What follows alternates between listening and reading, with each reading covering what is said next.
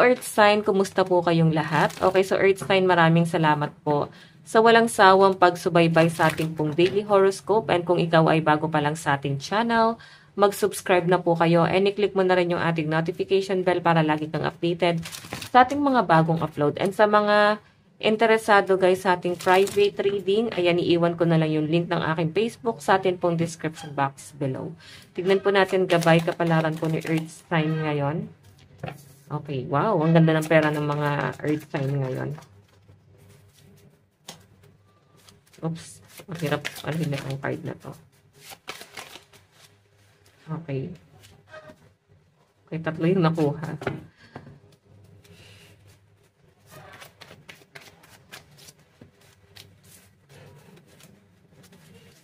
May nakikita ko sa mga Earth Sign na parang may magre-relocate or may planong lumipat ng bahay, maaaring may nagpapagawa ng bahay. Medyo mabigat lang guys talaga sa bulsa pag nagpapagawa ng bahay, no? Okay, pero sa pinapakita sa akin, worth it to. Kasi makakabawi naman daw po kayo sa mga susunod na mga araw. Pwedeng may tumutulong sa inyo or baka may nakukuhanan ka na murang materyales, no? So, or pwedeng may mga kaibigan kayo guys na tumutulong sa inyo. Ayan, no? Para may tumutulong sa mga Earth Sign. And worth it naman daw to Earth Sign, no, once na ma-overcome mo tong bagay na to.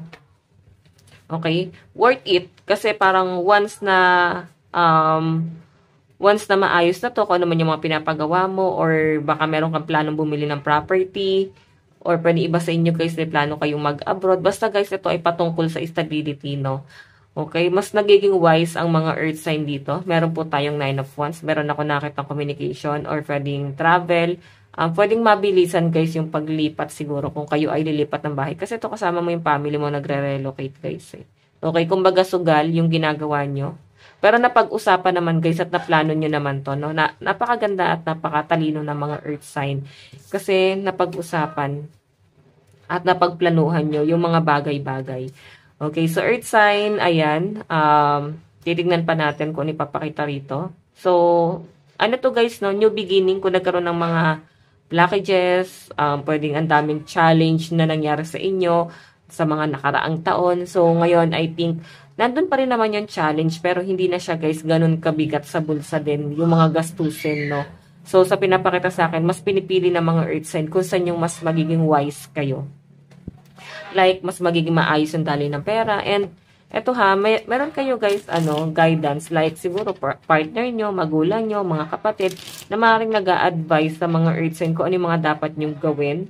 Nakikita ko rin naman guys na parang nakikinig kayo, okay? Kasi parang nakikita nyo na may nangyayari, or pwedeng role model mo sila, okay? So, yan, may nagko-control. Hindi naman guys, totally kinokontrol yung mga decision mo. Siguro, kinokontrol niya lang para mas ma-manage mo ng maayos yung pera mo rin, guys. Okay? Ayan. Baka may magdidikta sa mga Earth Sign. Tignan pa natin Earth Sign. Okay.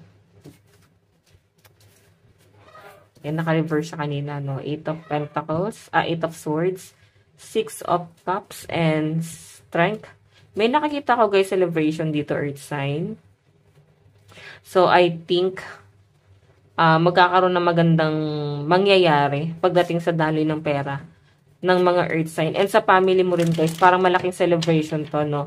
Parang nandun sa point na mas nagiging close ka pa lalo sa family mo. Pwedeng meron kang na-achieve or mas nagiging, guys, parang, hindi naman, guys, pag sinabing achievement is literal na pera na or trabaho, pwedeng may na-achieve ka lang talaga sa buhay mo na ikinakatuwa ng family mo, no? Sobrang proud sila para sa inyo, guys, no? Kung ano man yung na-achieve mo or pwedeng nakaalis ka na sa pagka-stuck mo kasi naka-reverse na yung 8 of Swords na parang ngayon, meron ka nang ginagawang hakbang, okay? Parang tuloy ang agos ng buhay sa mga Earth Sign. Ayan, wow. Napakaganda nito Earth Sign kasi puro new beginning to. Tapos, mas nagiging maganda pa yung relationship mo sa family mo. At maganda rin yung nagiging relationship mo sa partner mo, guys. Ayan, no? Sobrang focus kayo sa mga anak nyo. And talagang focus din kayo, guys, pagdating sa kanilang, edukasyon. Kumbaga, gusto nyo, guys, na mabigyan sila ng magandang edukasyon. Bagay na parang hindi nyo, guys, nakuha dati. Okay? So, 3 of Cups, guys, ito ha, baka may magbe-birthday. May celebration kasi, or pwedeng ito, baka magpapa-house blessing kayo kung nagpapagawa na talaga kayo ng bahay, or pwedeng pinag-iipunan pa lang. Ayan, more on celebration yung nakikita ko rito. Okay, and napaka-strong ng relationship mo ngayon sa partner mo, no? Wala na ako, guys, nakakitang black eye just dito. Nakikita ko, guys, parang, ito ha, pinapalaya yung sarili, no? Sa mga hindi magandang nangyari sa past, no? Parang pagpapalaya na siya, guys. And ito, earth sign, may pinapakita rin sa akin dito. Maaari na kung yung iba dito na parang kakahiwalay nyo pa lang ng person mo. So, I think pinapalaya mo na yung sarili mo doon sa mabigat na naramdaman mo. Okay, mga heartbreak, masasakit na dinulot nila sa inyo, sakit ng ulo, sakit sa puso, kung nagkaroon ng betrayal. So, malinaw na pinapakita sa akin, guys, na nag-heal ka na, earth sign. Ayan, angel number 555. 35, baka meron, guys, mensahe sa inyo ang inyong mga angel gabay. So, tignan nyo, guys, sa Google, angel number 555, no? Tignan pa natin, guys.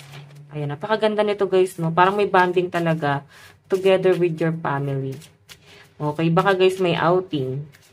O pwedeng reunion. Family gathering. Sama-sama, guys, eh. Or baka may blessing na paparating. Okay, tignan natin, guys, advice. Meron tayong you are electrifying.